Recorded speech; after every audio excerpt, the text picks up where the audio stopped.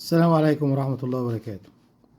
تحياتي للجميع في كل مكان وجميع المتابعين وجميع الأصدقاء على الصفحة وعلى قناة اليوتيوب، وبشكر دعم الجميع وكل اللي بيعمل لايك وشير وتعليق أو بيبعتلي على الخاص بنصيحة أو بمعلومة.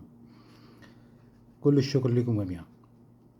النهاردة إن شاء الله الساعة 10 على قناة النادي الأهلي بيبدأ برنامج حارس الأهلي اللي هيقدمه الكابتن أحمد شوبير، ودي أولى الحلقات، ونتوقع إن هي تكون بداية قوية إن شاء الله، ويكون تواجده للكابتن أحمد شوبير في قناة النادي الأهلي سبب من أسباب التفاف الجماهير الأهلاوية كلها حوالين القناة، وتكون كل معلوماتنا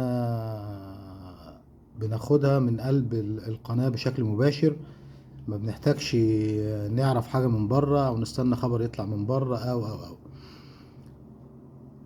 كل حاجة عن الفريق، كل حاجة عن النادي بشكل عام، وكل حاجة عن فريق الكورة، وكل حاجة بنحتاج نعرفها عموما يبقى عندنا مصدر موثوق منه وهو قناة النادي الأهلي، واللي هيكون البرنامج الأساسي فيها هو برنامج الكابتن أحمد شوبير.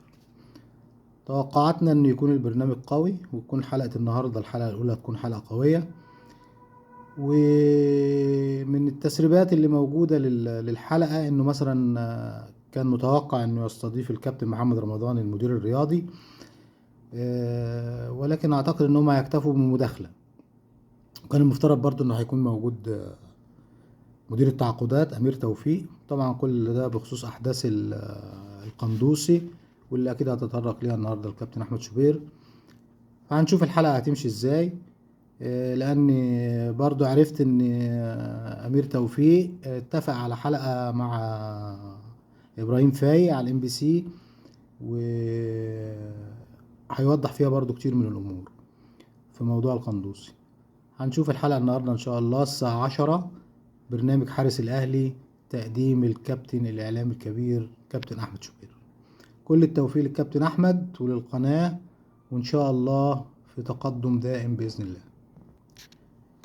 كمان على ذكر الكابتن أحمد شوبير، كان قال قبل كده إن حتى الآن إدارة النادي الأهلي ما أنهتش بشكل تام موضوع اللاعب الكبير كابتن علي معلول، وإنه حتى الآن في